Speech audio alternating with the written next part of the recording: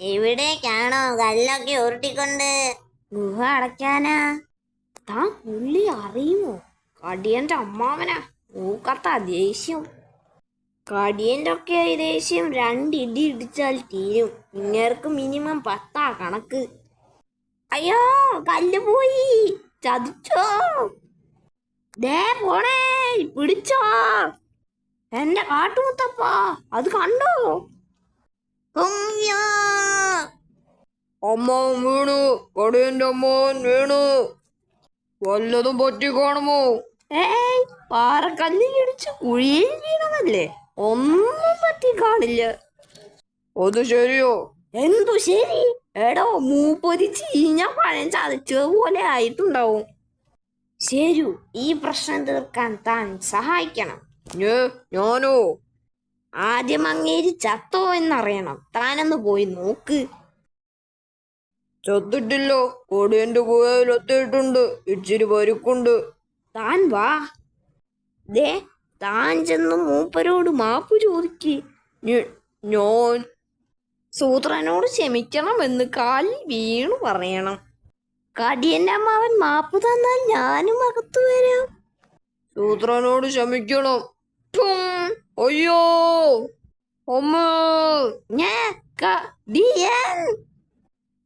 മാപ്പ് ചോദിച്ച് കാലിൽ വീണു. അതാ പ്രശ്നമായത്. അമ്മാവന്റെ കാല് കല്ലിലിടിച്ച് ഒടിഞ്ഞിരിപ്പായിരുന്നു. പുഴക്കരയിൽ മരന്ന കല്ലുകൾ കാണും. 2 പേരും പോയി ഓരോ കല്ല് എടുത്തോണ്ട് വാ. കിടക്കുമ്പോൾ തല വെക്കാനാ. പുഴക്കരയിലെ കല്ലാണെങ്കിൽ മിനുസം ഉണ്ടാകും. ഒരു കല്ല് കിട്ടി. ഞാനിതെടുക്കാം.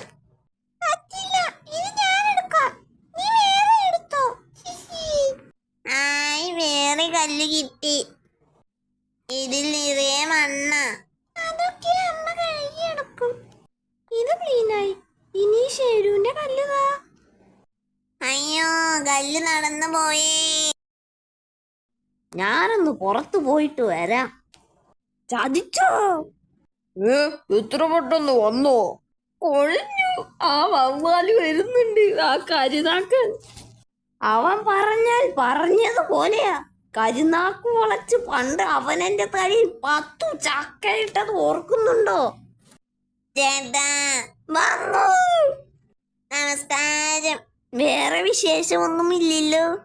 എന്നാലേ അനിയൻ പോയാട്ടെ. അങ്ങനെ പറയല്ലേ. ഞാൻ മാപ്പ് ചോദിക്കാൻ വന്നതാ. മാപ്പോ? എന്തിന്? ചേട്ടന്റെ തലയിൽ ചക്കയിട്ടതിന്.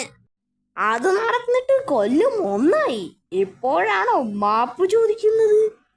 എന്നോട് ക്ഷമിച്ചെന്ന് പറ. ഇല്ലെങ്കിൽ ചേട്ടന്റെ തലയിൽ ഇനിയും ചക്ക വീണാൽ ചേട്ടൻ എന്നെ കുറ്റപ്പെടും. എടാ കരുനാക്ക, കണ്ടോ കണ്ടോ, കാക്ക് വളർത്തതേ ഉള്ളൂ. അപ്പോഴേക്കും ഇതിനു കൂടി ചേർത്ത് മാപ്പ് തന്നാൽ മതി. ഇവനെ ഞാൻ ഇന്ന് പൊരിച്ചു തിന്നും. ഉപ്പും മുളകും എടുക്കട്ടെ. ശരു, അവനെ പിടിച്ചോ. ഒരക്ഷരം മിണ്ടാൻ സമ്മതിക്കരുത്. ഏറ്റു. സത്യം ചെയ്യണോ മുണ്ടില്ലെന്ന്? മിണ്ടില്ലേ. ഈ ഗുഹയങ്ങ് ഇടിഞ്ഞു വീണാലും ഞാനൊരു അക്ഷരം മിണ്ടില്ല. സത്യം. അയ്യാ,